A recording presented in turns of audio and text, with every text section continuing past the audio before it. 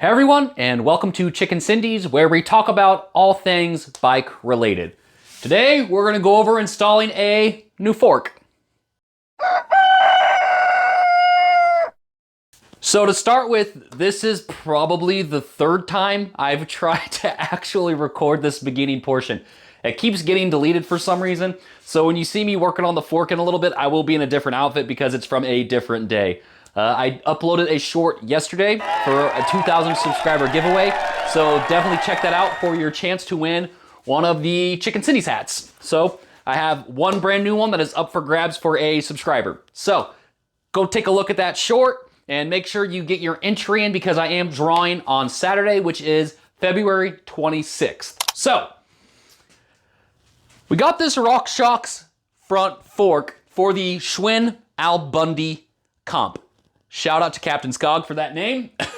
And the part of the video that got deleted for some reason was the part of me installing the actual cups. So I'm gonna talk about it real quick because it got deleted and I'm not gonna take the entire assembly apart again to re-record it because I didn't realize till I was actually editing the original footage that I got cut out. So this is the bearing press I use. It is also a headset press and it's very easy to use.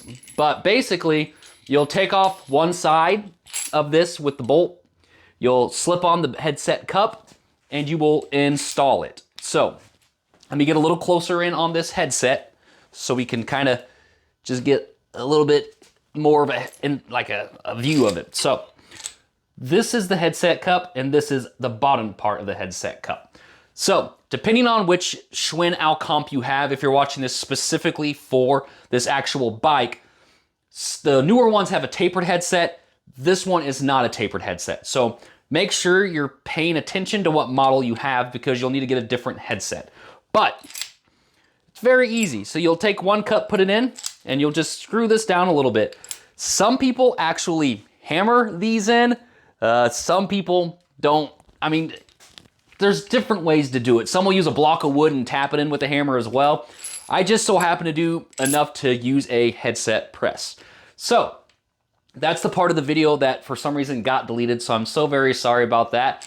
But now we're gonna get back into the rest of the fork installation since we've gone over that part. So my bud was able to grab this fork for right around $180. So I think that's a pretty decent steal for a Rockshox. Comes with a star nut, so that's good because we're gonna need that here in just a minute.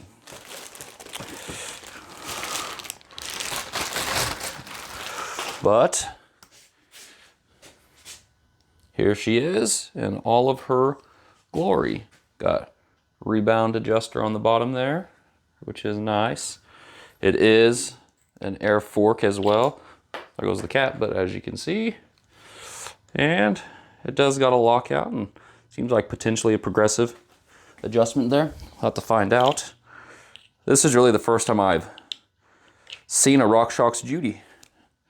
But hopefully you can see that okay there, but as you see it says Judy. So, feels good.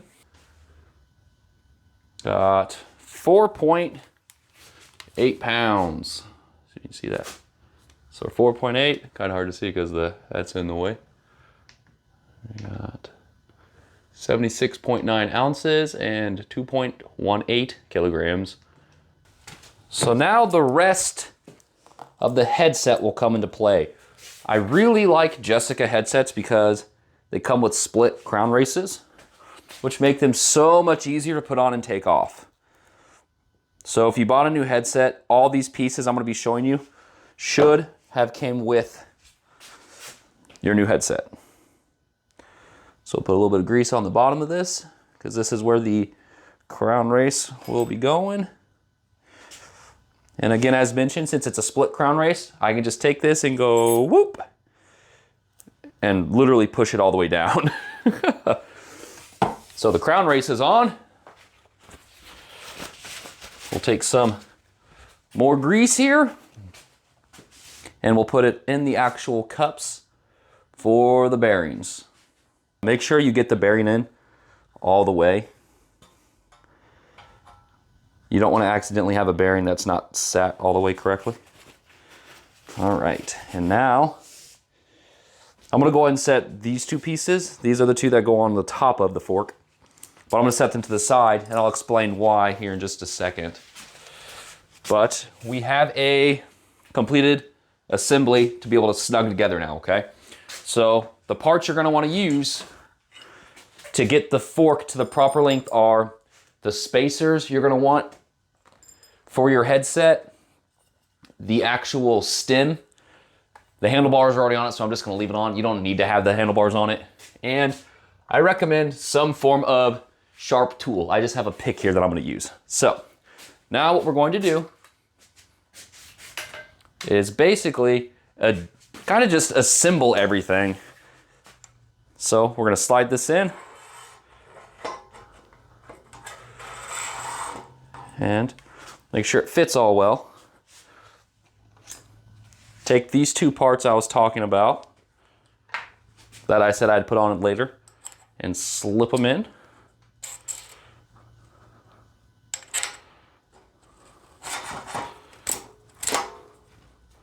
Make sure it's snug because you don't want to accidentally be off a little bit. So kind of make sure you put it together, fits good, make sure it spins good, feels really nice. The order right now doesn't really matter of getting this all on, just because we're gonna take it all apart to get it sized. So, like I said, make sure it's all together. Take your pick and you're gonna mark all the way around that top spacer. And this is gonna get you your cutting line. But the thing to keep in mind over this cutting line is you're actually going to cut a little below it. And the reason why that is because you need a couple millimeter gap from the top to where the star nut's going to be to actually make the correct tension to hold it all together. So my line is right here. It's probably hard to see on the camera, but I'm gonna cut a couple millimeters below it. So I'll show you what I use to cut this now. Some pretty basic stuff right here. So as you can see, I have just a clamp and a holder. I can see the line here.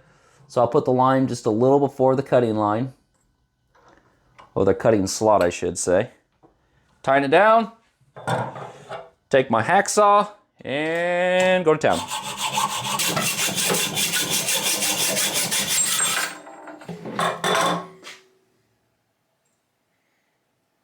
So now, I'm just making sure I have all of the excess shavings out of this, because those can get into your bearings and mess them up. So now, file, because this is all jagged and not very good. I just have a pretty cheap file that I use. I like to rub it with the shop towel when I'm done and make sure that the shop towel doesn't snag, because if it doesn't snag, then I know that I have all the sharp edges off. So, feels pretty good. Now, we put it all back together. And since this will be ideally the final assembly, I'll go ahead and throw a little bit more grease around the crown race. And I'll put that on the bottom here.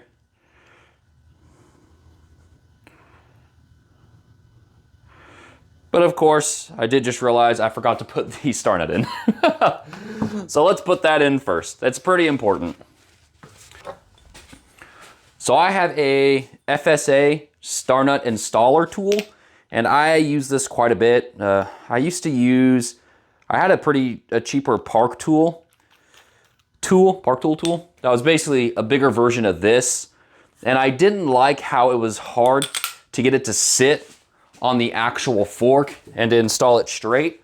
So I did a little research and found this FSA tool, and I thought for the price of the FSA tool and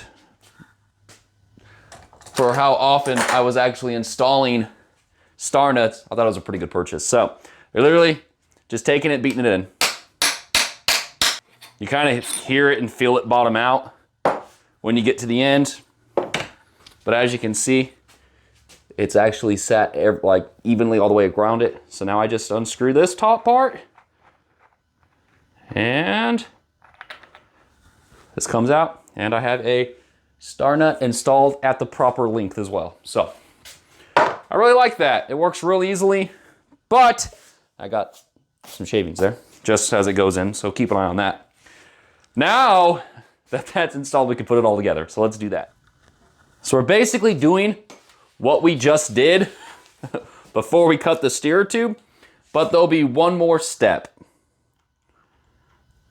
Put your spacers, whatever order you want them to be put.